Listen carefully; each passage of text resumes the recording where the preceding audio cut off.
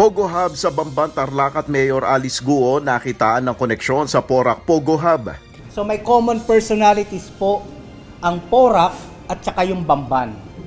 So binubuo namin po iyon, nakita na namin yung matrix, may mga documentary evidence na kami sa ilang mga tao. Kaya lang may mga beneficial owners na hindi natin nakikita sa mga SEC at saka PAGCOR documents. Ang masasagot ko lang yung mga kausap niyang tao, nakita rin dito sa Pogo Hub nito. Dating Senator Laila De Lima absuelto na sa lahat ng drug cases na isinampa laban sa kanya. Napakalaki po ng ginhawa at saya ang nararamdaman ko ngayon. Mas mapapanatag at makakatulog na po ako ng mas maluwag. Paggamit ng puwersa ng China sa pinakahuling insidente sa Ayungin Shoal, sinadya talaga ayon sa Defense Department. Pagsasapubliko ng schedule ng resupply mission sa West Philippine Sea, hindi inaprubahan ni Pangulong Ferdinand Marcos Jr.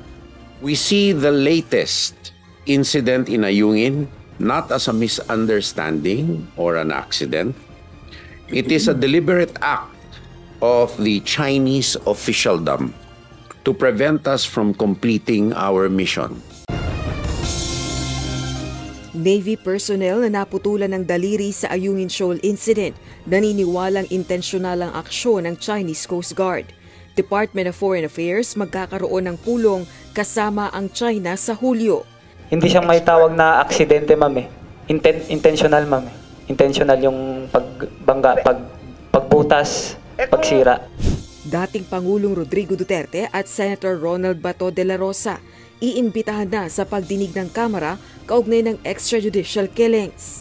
So in the fourth hearing, I'll be inviting Senator Bato de la Rosa and former President to come and listen to your testimony kung handa kayo na to face him. Case closed na. Hindi talaga ako pupunta. Suspended Bamban Tarlac Mayor Alice Guo at 17 iba pa inilagay na sa Immigration Lookout Bulletin upang mamonitor kung magtatangkang lumabas ng bansa. Nilagdaan ni Justice Secretary Jesus Crispin Boyeng C. Remulla ang Immigration Lookout Bulletin Order o ILBO na kasama ang suspendidong Bamban Tarlac Mayor Alice Guo, mag-aamang Rodrigo, Paulo at Baste Duterte, tatakbong senador sa 2025 national election.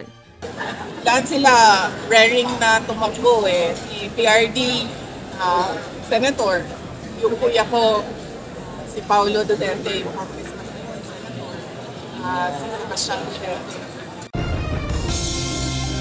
Clearance na nagpapakita ng larawan ng isa pang babaeng may pangalang Alice Leal Guo isiniwalat ni Senator Risa Hontiveros. Late birth registration ng suspendidong alkalde, pinakakansela na. Is it a coincidence na may dalawang Alice Leal Guo na pinanganak on July 12, 1986 sa Tarlac? Or is this a case of stolen identity? Technically, Madam, naka-float yung kanyang identity because he is an official of the government and yung pagiging Filipino citizenship is being in question. Vice President Sara Duterte naniniwalang magkaibigan pa rin sila ni Pangulong Ferdinand Marcos Jr. pagkatapos ng kanyang pagbibitiw sa gabinete.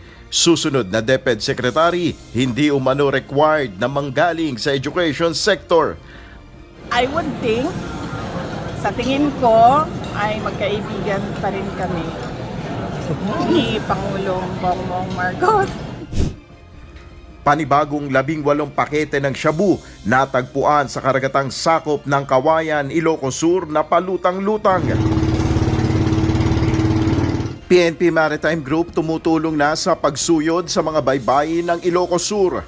I called upon my chief of police sa mga coastal na baka ito ay parang naging siguro mga marami o napadpad lang ito dito, no? So, pinapacheck ko. Dahilan ng pagbibitiw sa gabinete ni Vice President Sara Duterte, hindi rin alam ni Pangulong Ferdinand Marcos Jr. Kapalaran ng alyansa kay VP Sara, hindi pa matiyak. She didn't give any reasons. I asked her if there were any particular reasons why she has chosen to resign from the Department of Education and from the NTF-ELCAC. She said, wag na lang natin pag-usapan. So I did not force the issue. Dagdag hakbang laban sa China ukol sa patuloy na harassment sa West Philippine Sea. Kailangan na ayon kay Pangulong Ferdinand Marcos Jr. PBBM iginiit na iligal at sinadya ng China ang aksyon nito sa Ayungin Shoal. It's not armed. Walang pumutok. Hindi tayo tinutukan ng baril. But it was a deliberate action to stop our people. But in the process of that, kinuhanan tayo. They boarded a Philippine vessel and took the equipment from the Philippine vessel. National Bureau of Investigation o NBI kinumpirma na nagtugma ang fingerprints ni na suspended Bamban Tarlac Mayor Alex Go at Chinese passport holder Go Waping. Ang fingerprint na nakatabi sa aming record ay that is an infallible science of identification. No two person will have the same fingerprint. So kaya yung kahit na mag-iba-iba ka ng pangalan, mag-iba-iba ka ng mukha, litrato, whatever, your fingerprint will never change. Abogado ni suspended Bamban Mayor Alice Go, hinamon ang mga nagdududa sa identity ng alkalde na magsampa ng kaso.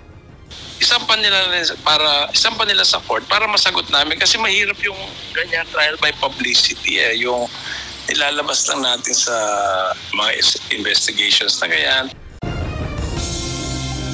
5 villa sa Fontana Clark, Pampanga na hinihinalang pinagtataguan ng mga Pogo Boss, sinalakay ng mga tauhan ng Presidential Anti-Organized Crime Commission. Chinese Big Boss ng Pogo sa Porac na aresto ng CIDG sa Clark, Pampanga. Dating Congressman Arnolfo Arnie Teves Jr. maaari nang arestuhin ng otoridad sa Timor-Leste anumang oras ayon sa Department of Justice.